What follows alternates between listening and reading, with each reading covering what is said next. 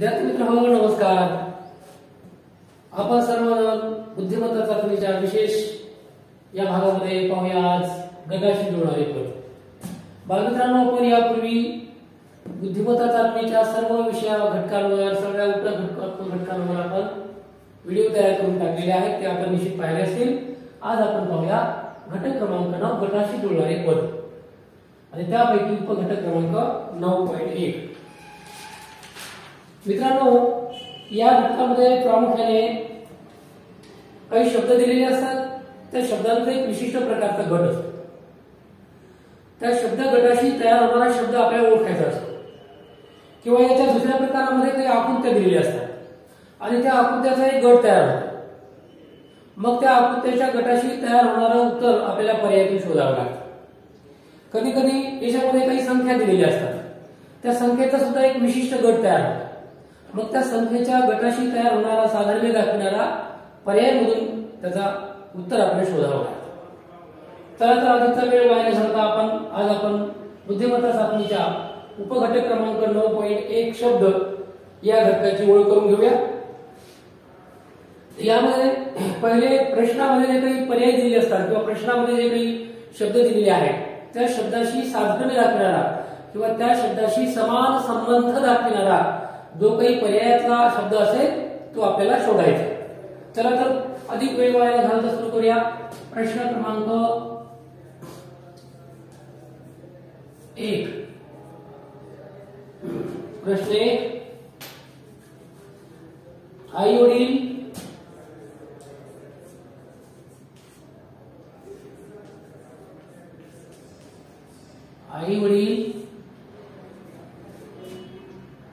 चहा पाणी, आई वडील चहा पाणी, कौरव पांडव, कौरव पांडव आणि हा झाला एक शब्दाचा गट। आता या गटाशी साधर्म्य दाखवणारा पर्यायामधला गट आपल्याला ओळखायचा, त्याची पर्याय ठिकाणी लिहितो मी। पर्याय क्रमांक 1 जेवण खान, जेवण खान। पर्याय क्रमांक 2 पशु पक्षी, पशु पक्षी। पर्याय क्रमांक 3 पांढरा शुभ्र, पांढरा शुभ्र आणि पर्याय क्रमांक 4 दागदागिने, दागदागिने। मित्रांनो या प्रश्नामध्ये बघा आई वडील चहा पाणी कौरव पांडव। आता या शब्दावरून आपल्या लक्षामध्ये येईल की हे जे सगळे शब्द आहेत ना हे भिन्न अर्थाचे शब्द आहेत, जोड शब्द आहेत, भिन्न अर्थाचे जोड शब्द। आई आणि वडील भिन्न अर्थ आहे, आईचा अर्थ वेगळा आहे, वडिलांचा अर्थ वेगळा। चहा पाणी, चहा आणि पाणी, कौरव आणि पांडव, कौरव पांडव म्हणजे कौरव आणि पांडव म्हणजे भिन्न अर्थाच्या दोन शब्दांचा हा गट आहे। मग पर्यायामधून शोधताना आपल्याला काय करावं लागेल तर पर्यायामधून शोधताना सुद्धा आपल्याला भिन्न अर्थाचा असा ते गट शोधावा लागेल किंवा शब्द शोधावा लागेल। आता खाली बघूया आपण जेवण खान। आता जेवण खान याच्यामध्ये एकच अर्थ बोध होतो आपल्याला, भिन्न अर्थाचा बोध होत नाही। जेवण खान म्हणजे जेवण करणे या अर्थाने वापरतो जेवण खान। पशु पक्षी याच्यामध्ये मात्र आपल्याला भिन्न अर्थाचे दोन शब्द आढळतो, ज्यामध्ये पशु आणि पक्षी। तिसरा पर्याय बघूया पांढरा शुभ्र। आता पांढरा आणि शुभ्र साधारणतः एकाच अर्थाने वापरतो आपण, पांढरा शुभ्र। जसे की आता माझा शर्ट आहे पांढरा शुभ्र असं म्हणूया आपण, म्हणजे हा एकाच अर्थाने वापरलेला शब्द आहे, हा काही भिन्न अर्थाचा दोन शब्द नाही आहे। दाग आणि दागिने हे सुद्धा दाग दागिने म्हणजे अलंकाराच्या दृष्टीने वापरलेला शब्द आहे, म्हणजे तो सुद्धा एकाच अर्थाचा शब्द आहे, म्हणजे तो सुद्धा काही भिन्न अर्थाचा दोन शब्द नाही। म्हणजे या पर्यायामध्ये फक्त दुसरा जो पर्याय आहे पशु पक्षी हा या ठिकाणी भिन्न अर्थाचा दोन शब्द येईल, म्हणून आपण आई वडील चहा पाणी आणि कौरव पांडव या गटामध्ये पशु पक्षी हा शब्द आपल्या पर्यायामधला येऊ शकतो। म्हणून मित्रांनो या प्रश्नाचं उत्तर असेल पर्याय क्रमांक 2 पशु पक्षी. खालचा प्रश्न घेऊया आपण. प्रश्न क्रमांक 2.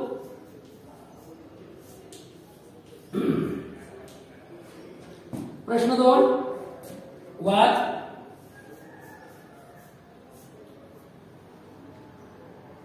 वायू, पवन. पुढे काय? पर्याय लिहितो खाली. पर्याय 1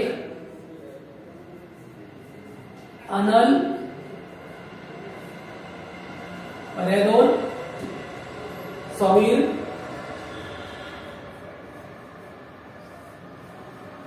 पर्याय 3 समर आणि पर्याय 4 वायू.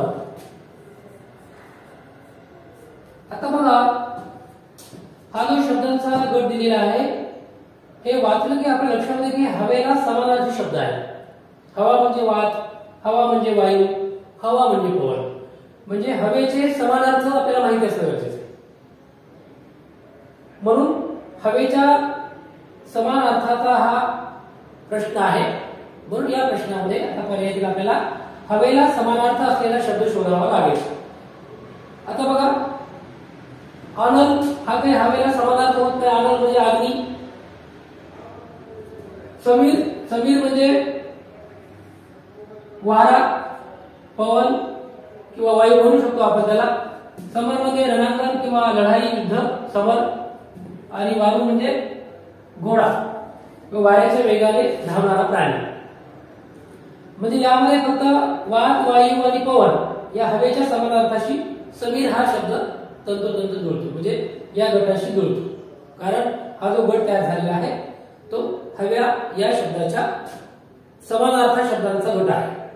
म्हणून समानार्थी शब्द असेल आपला तो म्हणजे समीर. तर अशा प्रकारे विद्यार्थी मित्रांनो, या प्रश्नाच्या प्रकारामध्ये आपण विशिष्ट गटात येणारे शब्द पाहिले. आपण काही पुढचे उदाहरण घेऊया. अशा प्रकारे या प्रश्न प्रकारामध्ये वेगवेगळे शब्द जे दिलेले असतात तर ते शब्द अधिकाधिक आपल्याला कोणत्या गटाशी जुळतील किंवा कशाचा गट तयार झालेला आहे हे जर कळालं तर आपल्याला याचं उत्तर सहजपणे आणि अतिशय कमी वेळामध्ये काढता येईल. यासाठी मात्र आपल्याला सराव करणं गरजेचं आहे. पुढचा प्रश्न घेऊया. प्रश्न 3. मोटार, बस, मोटार बस, सायकल.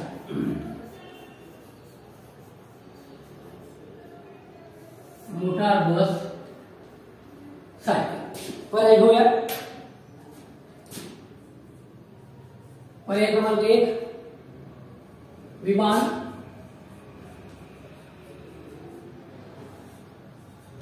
पर्याय क्रमांक 2 जहाज,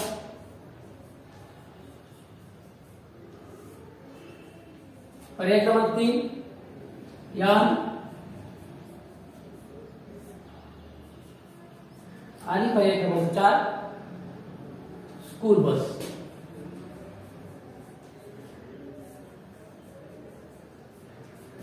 आता बघा, या प्रश्नाच्या प्रकारामध्ये आपल्या लक्षामध्ये आलं असेल की हा जो काही प्रश्नाचा प्रकार आहे या प्रश्नाच्या प्रकारामध्ये मोटार, बस, सायकल जर आपण हे शब्द वाचले आणि जर त्याचा जर आपण उपयोग पाहिला तर आपल्या लक्षामध्ये येईल की ही सगळी प्रवासाची साधनं आहेत. आपण मोटारने प्रवास करतो, बसने प्रवास करतो, सायकलने सुद्धा आपण एका ठिकाणावरून दुसऱ्या ठिकाणी प्रवासासाठी वापरत असतो. म्हणजे ही सर्व जी साधनं आहेत ही सर्व साधनं रस्त्यावर चालणाऱ्या वाहनांचा गट आहे. म्हणजे ही सगळी वाहनं जी आहेत ही रस्त्यावर चालतात. मोटार रस्त्यावर चालते, बस रस्त्यावर चालते, सायकल ही रस्त्यावर चालते.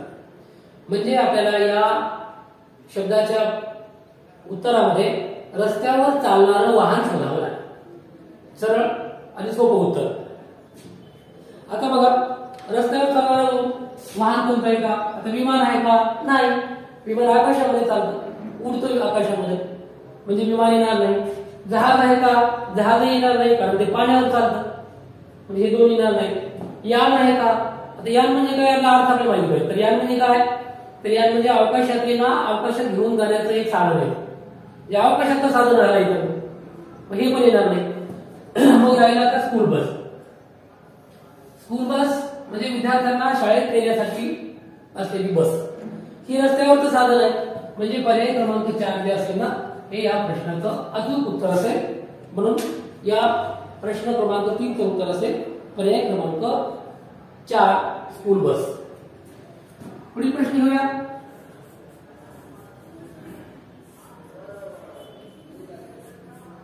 प्रश्न पुढचा घेऊया. सदरा, टोपी, विजार. सदरा, टोपी, विजार आणि पुढे काय? पर्यायाकडे जाऊया. पर्याय क्रमांक 1 सायकल,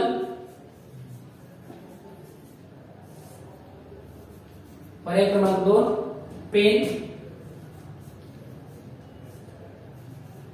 पर्याय क्रमांक 3 छत्री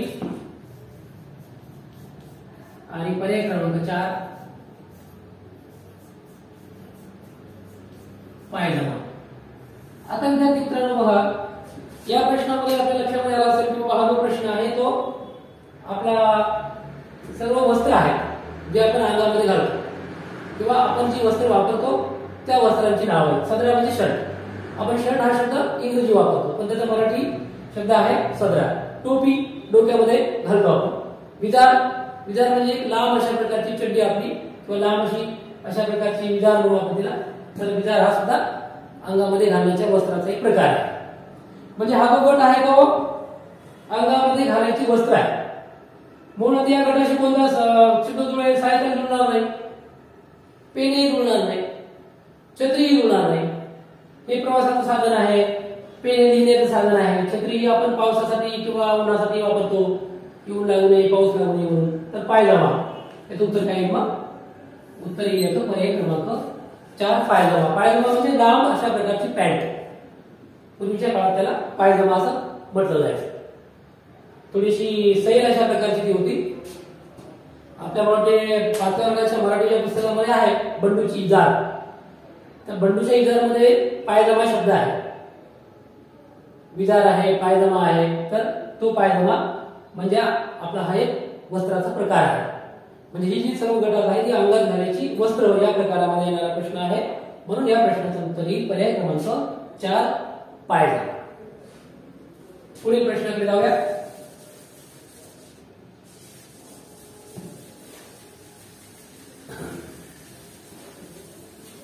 अशा प्रकारे बालकांनो आपण या प्रश्नाच्या प्रकारामध्ये वेगवेगळ्या प्रश्नाच्या आधारे वेगवेगळ्या प्रश्नातील शब्दांच्या आधारे आपण अचूक शब्दाच्या उत्तराच्या पर्यायाकडे सहजपणे जाऊ शकतो. कारण हे सोप्या पद्धतीने विचारले जाणारे प्रश्न आहेत आणि याच्यामध्ये आपल्याला एकही चुकत नाही. पुढचा प्रश्न बघूया.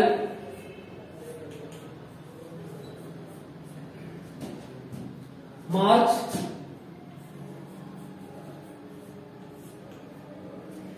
पुढे ऑक्टोबर,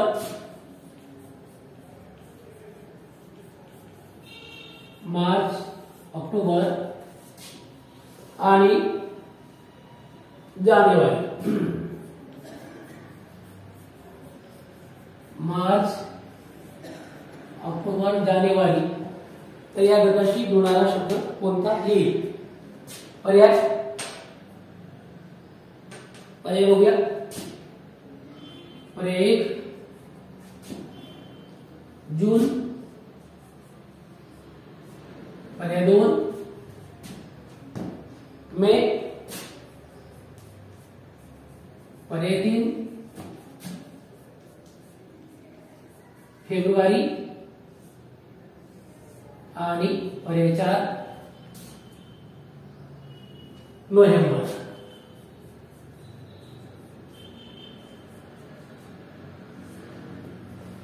आता विद्यार्थी मित्रांनो ज्यावेळी अशा प्रकारचे प्रश्न तुम्हाला येतात तर अशा प्रश्नामध्ये हा जरी इंग्रजी मध्ये असतील किंवा मराठी मध्ये असतील किंवा ऋतू असतील किंवा राशी असतील किंवा अशा प्रकारचे जे प्रश्न तुम्हाला येतील तर या प्रश्नांमध्ये हे महिने 30 दिवसांचे आहेत की 31 दिवसांचे आहेत यावर आधारित ते प्रश्न असतात अधिक प्रमाणामध्ये. आता उदाहरण बघा त्याच्यामध्ये आलेले जे महिने आहेत मार्च आहे, ऑक्टोबर आहे, जानेवारी आहे. क्रमाने जर पाहिलं तर मार्च हा तिसरा महिना येईल, ऑक्टोबर हा 10वा येईल, जानेवारी पहिला येईल. क्रमामध्ये काही साधर्म्य नाही म्हणजे क्रमाचा काही गट तयार होणार नाही याच्यामध्ये. कधी कधी असतं जानेवारीच्या नंतर फेब्रुवारी सोडून मार्च असतो, मग एप्रिल सोडून मे असतो, एक महिना सोडून असतो विचारतात. पण याच्यामध्ये तुम्ही पाहिलं तर याच्यामध्ये अशा प्रकारचं काही साधर्म्य नाही म्हणजे याच्यामध्ये अशा प्रकारचा गट तयार होत नाही. मग हा कोणता गट तयार होईल तर हा गट तयार होतोय जानेवारी, फेब्रुवारी, मार्च, एप्रिल, मे, जून, जुलै, ऑगस्ट, सप्टेंबर, ऑक्टोबर, नोव्हेंबर, डिसेंबर. 30 दिवसांचा महिना आणि 31 दिवसांचा महिना कोणता? तर मार्च हा 31 दिवसांचा महिना आहे, ऑक्टोबर सुद्धा 31 दिवसांचा आहे आणि जानेवारी सुद्धा 31 दिवसांचा आहे. म्हणजे हा जो गट तयार झालेला आहे तो 31 दिवसांच्या महिन्यांचा गट तयार झालेला आहे. म्हणून आपल्या उत्तरामध्ये 31 दिवसांचा महिना शोधावा लागेल. जून महिना 30 दिवसांचा असतो म्हणजे हे उत्तर येणार नाही. मे महिना हा मात्र 31 दिवसांचा असतो मग हे उत्तर येऊ शकते. पण पर्याय पुढचा बघावा लागेल. पर्याय पुढच्या मध्ये काय? फेब्रुवारी तर हा 28 किंवा 29 दिवसांचा. 28 दिवसांचा सर्वसामान्य वर्षामध्ये, 29 दिवसांचा लीप वर्षामध्ये. आपण या संदर्भामध्ये आधीच्या व्हिडिओमध्ये पाहिलेले आहे दिनदर्शिकेमध्ये. त्यामुळे हा येणार नाही पर्याय. पर्याय क्रमांक 4 जो आहे नोव्हेंबर हा सुद्धा 30 दिवसांचा महिना आहे म्हणजे तो पण येणार नाही. म्हणजे पर्याय क्रमांक 2 हे या प्रश्नाचं अचूक उत्तर येईल 31 दिवसांच्या महिन्याचा गट. म्हणून या प्रश्नाचं उत्तर येईल पर्याय क्रमांक 2 मे महिना. पुढील प्रश्न घेऊया. प्रश्न क्रमांक 6.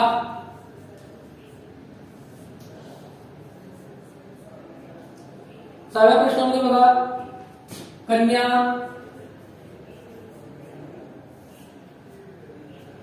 कन्यानंतर तूळ, कन्या, तूळ, मकर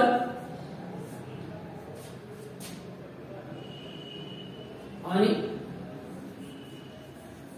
वृषभ.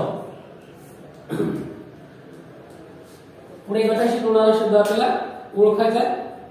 खाली पर्यायामध्ये लिहितो. पर्याय क्रमांक 1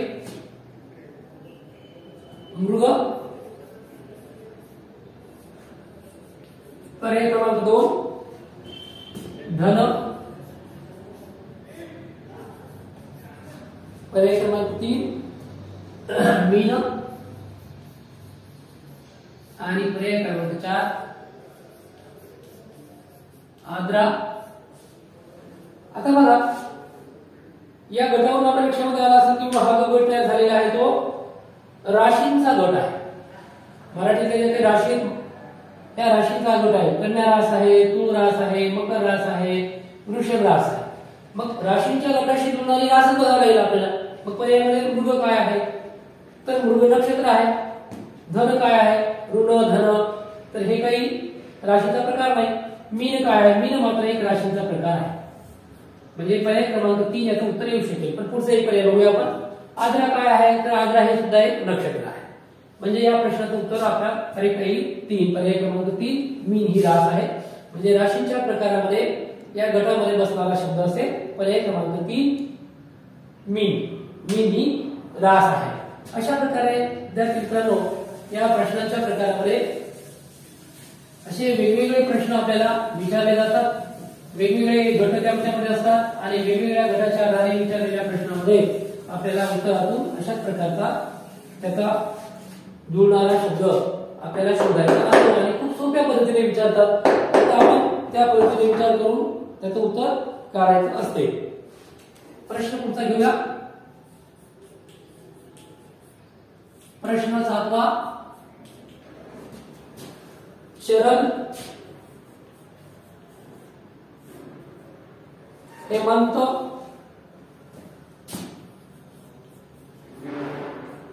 शरद, हेमंत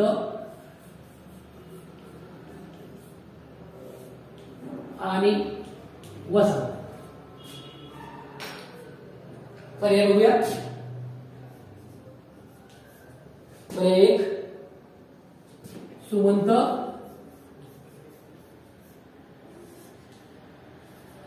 पर्याय 2 अनंत,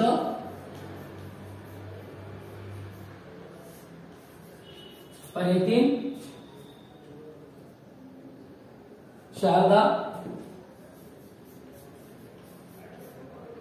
आणि पर्याय 4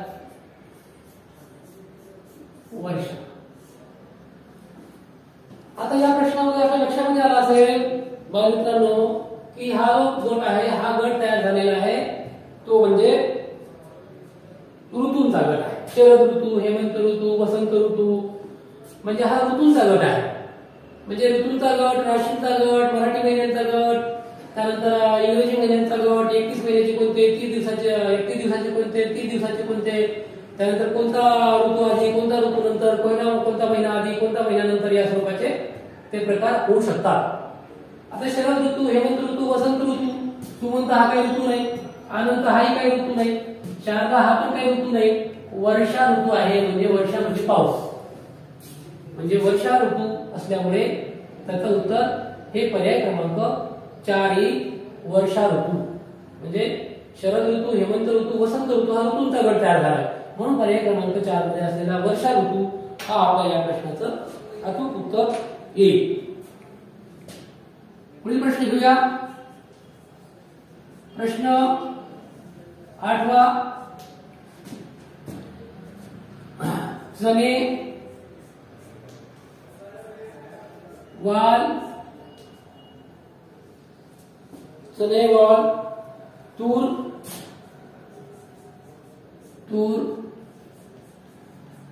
आणि वाटाणा. आता बालमित्रांनो बघा हे जे सगळे काही आपण काही पाहिलेले न पाहिलेले सुद्धा प्रकार याच्यामध्ये असू शकतात. पर्यायकडे जाऊया. पर्याय क्रमांक 1 मका, पर्याय क्रमांक 2 मूग, पर्याय क्रमांक 3 राई, आणि पर्याय क्रमांक 4 नाचणी. आता बघा हा जो गट तयार झालेला आहे, हा गट तयार झालेला आहे तो प्रकार आहे कडधान्य. दुसऱ्या लक्षात आले की सगळे कडधान्य, वाल आहे, तूर आहे, वाटाणा आहे, म्हणजे कडधान्यांचाही प्रकार तयार झालेला आहे. म्हणजे याच्यामध्ये सुद्धा ते रबी पिकं, खरीप हंगामातली पिकं, नगदी पिके, कडधान्य पिके, तेलबियांची पिकं अशा प्रकारचे वेगवेगळी वर्गवारी करू शकतो आणि त्याचा एक गट तयार होऊ शकतो. आणि मग त्या गटाशी साधारण असणारा किंवा त्या गटाशी जुळणारा शब्द आपल्याला शोधायचा आहे.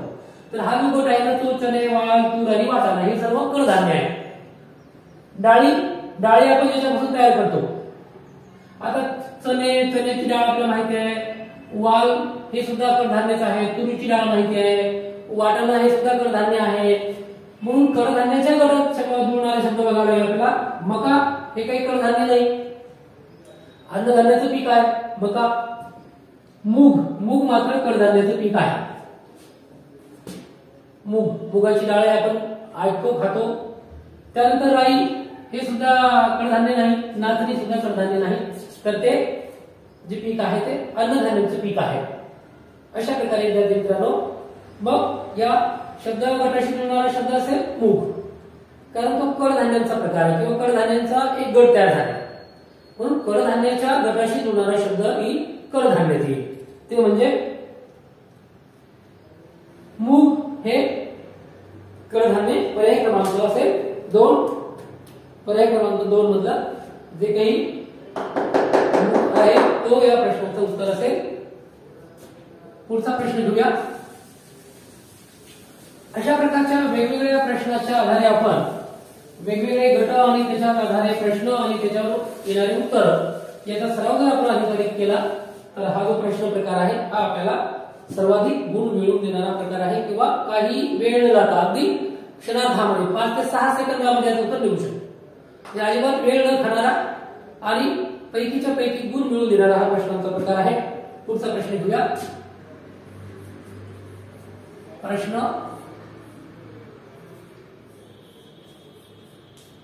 नववा तंबोरा,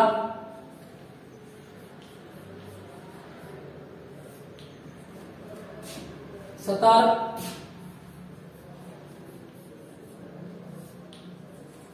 तंबोरा, सतार, वीणा,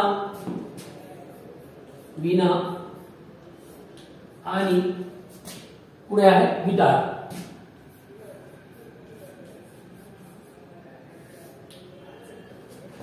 आणि या गटाशी जुळणारा आपल्याला पर्याय पुढे शोधायचा. पर्याय जाऊया. पर्याय 1 तबला. आता हे शब्द वाचले की आपल्या लक्षात आलं असेल की हे सगळे काही वाद्य आहेत. तबला वाद्य आहे, सनई हे सुद्धा वाद्य आहे, एक वाद्याचा प्रकार आहे. पर्याय क्रमांक 3 बघूया. संतूर,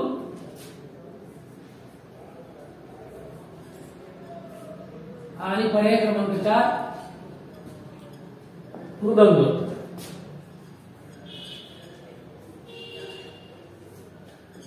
मित्रांनो, यामध्ये आपल्या लक्षात आलं असेल की हे सगळे जे काही प्रकार आहेत हे सगळे वाद्यांचे प्रकार आहेत. तंबोरा वाद्य आहे, सतार वाद्य आहे, वीणा वाद्य आहे, गिटार वाद्य आहे. मग खाली पर्यायामध्ये बघा तबला वाद्य आहे, सनई वाद्य आहे, संतूरही वाद्य आहे, मृदंगही वाद्य आहे.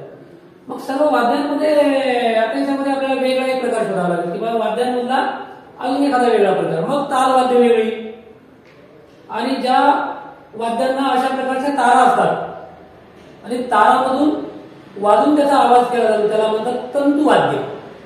म्हणजे तारा असतात त्याला लावलेल्या अशा जोडलेल्या, आणि तारा असे वाजवल्या की त्यातून झंकार बाहेर येते, आवाज बाहेर येतो, स्वर बाहेर येतात त्याच्यामध्ये, आणि त्याच्यापासून तयार होणारं जे वाद्य असतं ना त्याला म्हणायचं तंतुवाद्य. म्हणजे हा तंतुवाद्यांचा प्रकार आहे. मग तंतुवाद्य तंबोरा तंतुवाद्य आहे, त्याला तारा असं लावलेल्या. सतार सुद्धा अशा प्रकार तंतुवाद्य आहे, त्यालाही तारा असते लावलेली. वीणा सुद्धा अशा प्रकारचं तंतुवाद्य आहे. गिटार तुला माहिती आपण वाजवतो बघतो बऱ्याच चित्रपटांमध्ये, तुमच्या घरी असेल गिटार त्याला अशी तार असं लावलेली, म्हणजे ते तंतुवाद्य आहे.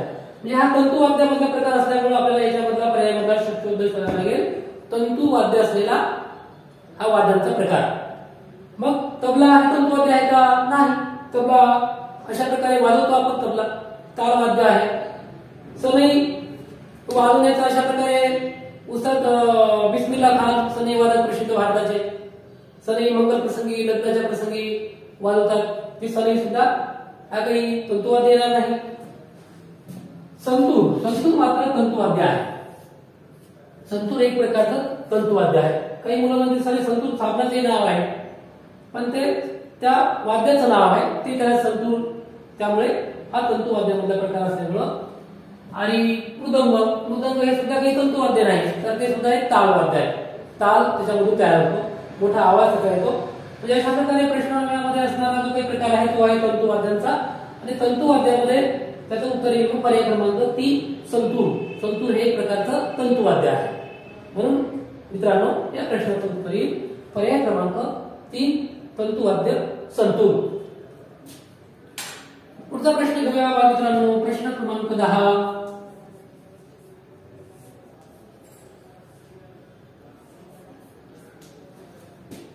प्रश्न पुढचा घेऊया. यामध्ये पहा ईद. आता आपल्या लक्षात ईद हा सण आहे. दसरा हाही सण आहे. तिसरा शब्द आहे नाताळ. आता नाताळ हा सुद्धा एक सणच आहे. म्हणजे हा सणांचा गट आहे थोडक्यात. तर आपल्या सणांच्या गटाशी आपल्याला सणच बघायला लागेल एखादी. मग कुठला सण येईल बघा. पर्याय क्रमांक 1 येईल का? सणामध्ये पौर्णिमा. आता पौर्णिमा हा सण आहे का? तर पौर्णिमा काही सण नाही. पर्याय क्रमांक 2 बघूया. ग्रहण. ग्रहण हा सण येईल का? पर्याय क्रमांक 3 बघा. चैत्र. चैत्र हा सण येईल का? आणि पर्याय क्रमांक 4 आहे पतीत. आता हा सणांचा प्रकार विचारलेला आहे आपल्याला. वेगवेगळ्या प्रकारचे सणांची नावे दिलेली आहेत. यामध्ये पहिला जो सण आहे तो आहे ईद. मुस्लिम धर्मियांचा पवित्र सण आहे ईद. दसरा हिंदू धर्मियांचा पवित्र सण आहे दसरा. आणि नाताळ हा ख्रिश्चन धर्मियांचा पवित्र सण आहे. नाताळ म्हणजे ख्रिसमस म्हणतो आपण त्याला नाताळला. ईद, दसरा, नाताळ हे सगळे विविध धर्मीयांचे सण आहेत. म्हणजे हा सणावर आधारित प्रश्न आहे आणि सणांची यादी आहे. पण पौर्णिमा हा काही सण नाही म्हणजे उत्तर येणार नाही. ग्रहण, सूर्यग्रहण, चंद्रग्रहण, मग सूर्यग्रहणाचे वेगळे प्रकार, चंद्रग्रहणाचे वेगळे प्रकार. कंकणाकृती सूर्यग्रहण, खंडग्रास सूर्यग्रहण, खग्रास सूर्यग्रहण, चंद्रग्रहणामध्ये सुद्धा अशा प्रकारचं खग्रास आणि खंडग्रास चंद्रग्रहण म्हणजे हे येणार नाही. चैत्र हा तर मराठी महिना आहे, मराठी महिन्याचा प्रश्नच नाही याच्यामध्ये, त्याच्यामुळं ते उत्तर येणार नाही. मग काय राहिले पर्याय क्रमांक आहे 4. पतिती हा एक सणांचा प्रकार आहे. पारशी नववर्ष आहे ते पतिती, म्हणजे हा पतिती जो सण आहे तो या सणाच्या गटामध्ये येऊ शकतो. म्हणून पर्याय क्रमांक 4 जे आहे हे या प्रश्नाचं उत्तर येऊ शकते. म्हणजे पर्याय क्रमांक 4 हे या प्रश्नाचं गटाशी जुळणारा शब्द असेल. अशा प्रकारे विद्यार्थी मित्रांनो वेगवेगळ्या प्रश्नाच्या आधारे आपण अशा प्रकारचे उत्तर काढू शकतो. फक्त त्या गटामध्ये असलेले जे काही शब्द आहेत ते नेमके कशावर आधारित आहे हे आपल्याला एकदा का कळालं की आपल्याला क्षणाचाही विलंब न लागता आपण या प्रश्नाच्या प्रकारामध्ये पैकीच्या पैकी गुण सहजपणे मिळवू शकतो. पुढील प्रश्न घेऊया. प्रश्न पुढचा घेऊया. प्रश्न 11.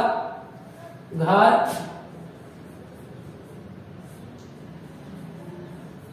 घारचा उत्तर कबूतर, घार, कबूतर, ससाना. घार, कबूतर, ससाना आणि या गटाशी जुळणारा शब्द कोणता? पर्याय घेऊया. पर्याय 1 बदक, पर्याय 2 गरुड, पर्याय 3 शाहूर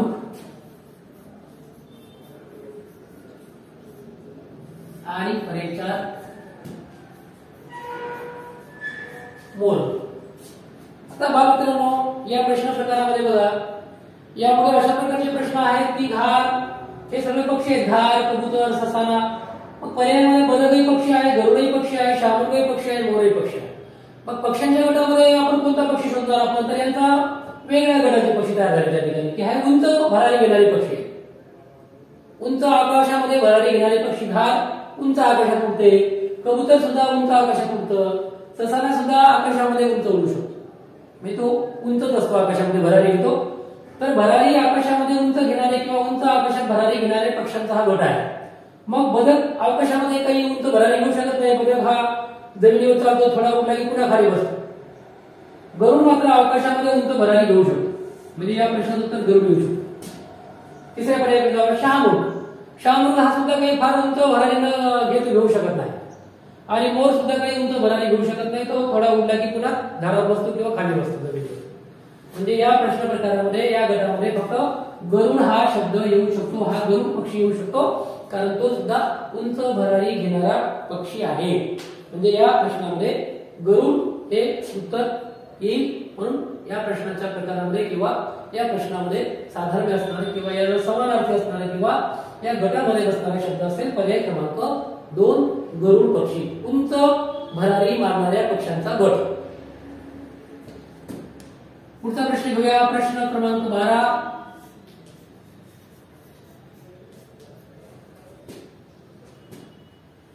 तुरट, तुरट, कडू, तुरट, कडू आणि आंबट.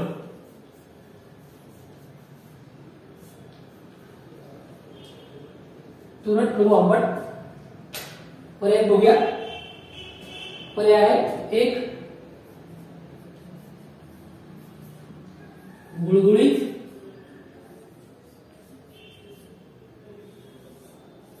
2 तिखट,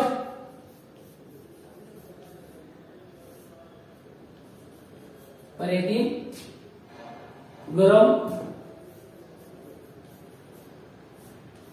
आणि पर्याय 4 गोड. आता बघा या प्रश्नाच्या प्रकारामध्ये तुमच्या लक्षात आलं असेल की हा जो प्रश्नाचा प्रकार तयार झालाय तो चवीवर आधारित आहे. म्हणजे वेगवेगळ्या प्रकारचे चव आहे. तुरट चव आहे, कडू चव आहे, आंबट चव आहे. मग आता चवीच्या गटामध्ये बसणारा शब्द शोधावा लागेल. आता गुळगुळीची काही चव नाही. गुळगुळीत पृष्ठभाग असतो, खरगळीत आणि कडवडीत आणि गुळगुळीत. तिखट, आता तिखट हा पदार्थ असतो पण तिखट ही काही चव नाही. तिखट असतात पदार्थ पण ती काही तिखट ही चव नाही कुठलीच, म्हणून तिखट पण येणार नाही, लक्षात ठेवा. गरम, थंड ही पण चव नाही. तर गोड ही चव आहे. म्हणजे गोड, ऊस गोड असतो, साखर गोड असते, आपल्याला जिभेवर ठेवले की गोड लागतं, कडू लागतं, जिभेवर ठेवले की तुरट लागते, आंबट लागते, खारट लागते, मीठ खारट लागतं ना आपलं. अशा प्रकारे हा चवींचा गट असल्यामुळे तुरट चव आहे, कडू चव आहे, आंबट चव आहे. म्हणजे चवींच्या गटामध्ये शब्द येईल. मग पर्याय क्रमांक 4 गोड. गोड ही एक चव आहे आणि म्हणून त्याचं उत्तर येईल पर्याय क्रमांक 4. अशा प्रकारे विद्यार्थी मित्रांनो आपण असंख्य अनेक प्रश्नांचा सराव केला. हे प्रश्न जर आपल्या परीक्षेमध्ये आले तर हे प्रश्न आपल्याला अशाच प्रकारचे प्रश्न आपल्याला सहजपणे सोडवता येतील. आपण शेवटचे 2 प्रश्न घेऊया आणि थांबूया. व्हिडिओ बराच मोठा होत जातो आणि मग आपल्याला बराच वेळ तो व्हिडिओ बघायला लागतो. परंतु अधिकाधिक सराव करण्यासाठी आपल्याला हा गरजेचा आहे. शेवटचे 2 प्रश्न घेऊया आणि थांबूया आपण. प्रश्न 13.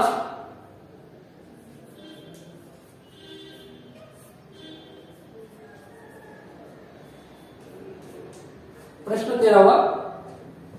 प्रतापगड.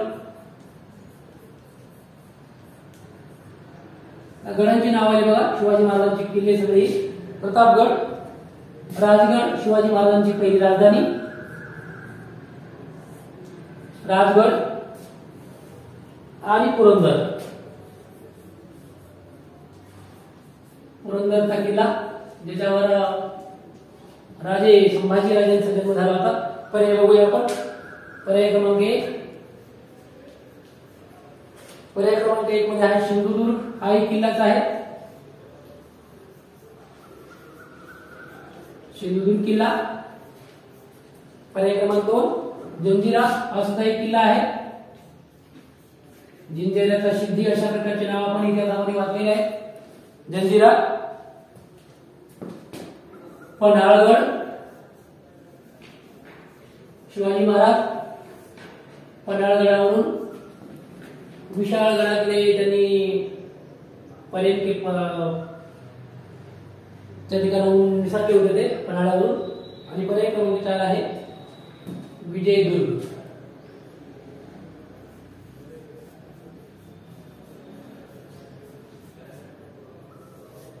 विजयदुर्ग. आता विद्यार्थी मित्रांनो या प्रश्नाच्या प्रकारामध्ये बघा आपल्या लक्षामध्ये येईल किंवा हे जे सगळे किल्ले आहेत ना शिवाजी महाराजांचे किल्ले आहेत हे सुद्धा किल्ले आहेत परंतु दोघांमध्ये फरक आहे. हे सगळ्या किल्ल्यांमध्ये आणि या किल्ल्यांमध्ये एवढा फरक आहे की हे सगळे डोंगरी किल्ल्यांचा गट आहे आणि याच्यामध्ये काही जे किल्ले आहेत ते सागरी किल्ले आहेत.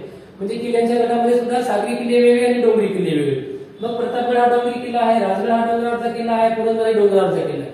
मग आपल्याला पर्यायामध्ये शोधत असताना डोंगरावरच्या किल्ल्यांच्या गटात शोधणारा शब्द शोधावा लागेल की डोंगरी किल्ला कोणता आहे. सिंधुदुर्ग हा जलदुर्ग आहे, पाण्यातला किल्ला आहे. जंजिरा हा सुद्धा पाण्यातला किल्ला आहे, तो जलदुर्ग आहे. पन्हाळगड मात्र डोंगरी किल्ला येईल. म्हणजे पर्याय क्रमांक 3 याचं उत्तर येऊ शकेल पन्हाळगड. चौथा पर्याय जो आहे तो विजयदुर्ग. विजयदुर्ग हा सुद्धा सागरी किल्ला आहे, जलदुर्ग आहे, म्हणून ते उत्तर येणार नाही. तर पर्याय क्रमांक 4 येईल पन्हाळगड. हा डोंगरी किल्ल्यांच्या प्रकारामधला प्रकार आहे. म्हणजे हा जो गट तयार झालेला आहे किल्ल्यांचा तो डोंगरी किल्ल्यांचा गट आहे. आता पुढचा एक प्रश्न घेऊया आणि थांबूया आपण.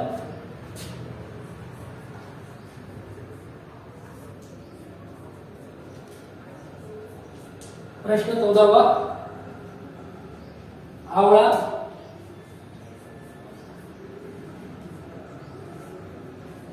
आंबा, आवळा, आंबा, जांभूळ. आता सर्व ही फळं आहेत, फळांचा गट आहे. तुमच्या लक्षात आला असेल जांभूळ फळ आहे, आंबा फळ आहे, आवळा ही फळच आहे. आता उत्तराचे पर्याय बघूया आपण नेमकं गट कशी आढळते आलेला आहे.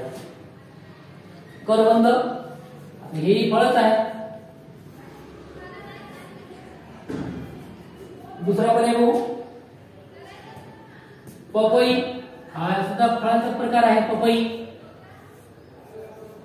तिसरा पर्याय बघू, बोर, हे एक फळच आहे. आणि चौथा पर्याय बघूया मग. चौथा पर्याय आहे सीताफळ, हे सुद्धा एक फळच आहे. म्हणजे अशा प्रकारे हा फळांचा गट आहे. आणि फळांच्या गटामध्ये बघा, मग याचं उत्तर काय आहे, हा कुठला गट तयार झालाय तर आवळा, आंबा आणि जांभूळ ही सगळी जी फळं आहेत, ही सगळी फळं ही एक बी असणारी फळं आहेत. म्हणजे याच्यामध्ये फक्त एकच बी असते. आवळ्यामध्ये एकच बी असते, आंब्यामध्ये एकच बी असते, त्याला कोय म्हणतो आपण. जांभळामध्ये एकच बी असतं. करवंदामध्ये मात्र असंख्य बिया असतात. पपईमध्ये सुद्धा खूप प्रचंड प्रमाणात बिया असतात. बोरामध्ये मात्र एकच बी असतं, म्हणजे बोर उत्तर येऊ शकेल. सीताफळामध्ये असंख्य बिया असतात, ते उत्तर येणार आहे आपण. म्हणजे फळांचा प्रकार आहे, परंतु फळांच्या प्रकारामध्ये सुद्धा असंख्य बिया असणारी फळे आणि एक बी असणारा फळ असं दोन प्रकार केले. आणि हा जो गट आपल्याला दिलेला आहे तो गट दिलेला आहे एक बी असणाऱ्या फळांचा गट. म्हणजे आवळ्यामध्ये एकच बी, आंब्यामध्ये एकच बी, जांभळामध्ये एकच बी. मग एक बी असणारं फळ कोणतं आहे तर बोर आहे. म्हणून बोर हे या प्रश्नाचं अचूक उत्तर येईल. म्हणून विद्यार्थी मित्रांनो, प्रश्न क्रमांक 14व्याचं अचूक उत्तर येईल बोर. कशाच्या आधारे? एक बी असणाऱ्या फळांचा गट असल्यामुळे. तर अशा प्रकारे विद्यार्थी मित्रांनो, आज आपण वेगवेगळ्या प्रकारची ही 14 प्रश्न पाहिली. हा प्रश्न एकदा दोनदा काळजीपूर्वक पहा, त्याचे प्रश्न लिहून घ्या आणि कशा प्रकारचे गट तयार होऊ शकतात आणि उपगटही तयार होऊ शकतात त्याचा अधिकाधिक निरीक्षणात्मक आणि सूक्ष्म असा अभ्यास करा. काही पाठांतराचे शब्द काही पाठ करा, जसे की मराठी महिने असतील, इंग्रजी महिने असतील, 30 दिवसाची किती, 31 दिवसाची किती, ऋतू कोणते, राशी कोणत्या, पहिली रास कोणती, शेवटची कोणती, पहिला महिना कोणता, शेवटचा कोणता, अशा प्रकारची क्रमवार सुद्धा ते महिन्यांची गरज असणं आपल्याला पाठ होणं गरजेचं आहे. म्हणून अशा प्रकारचा अभ्यास करा. अधिकाधिक गुण मिळवण्यासाठी हा पर्याय खूप सोपा आहे. खूप कमी सेकंदामध्ये, 5 ते 10 सेकंदामध्ये याचं उत्तर आपण काढू शकतो. अधिकाधिक सराव हेच यशाचं गमक आहे. म्हणून अधिकाधिक सराव करा, अधिकाधिक गुणवान व्हा, अधिकाधिक ज्ञानवंत व्हा. आपण शेवटपर्यंत हा व्हिडिओ पाहिल्याबद्दल आपल्या सर्वांचे खूप धन्यवाद. जर आपण चॅनलवर नवीन असाल तर चॅनलला सबस्क्राईब करा, आपल्या मित्रांना शेअर करा आणि आवडला व्हिडिओ तर त्याला लाईक करायला विसरू नका. आणि अशा नवीन व्हिडिओ पाहण्यासाठी आपल्याला बेल आयकॉनचं जे बटन आहे, घंटीचं बटन, त्याला ऑन करा. थांबूया आपण. धन्यवाद. जय हिंद, जय महाराष्ट्र.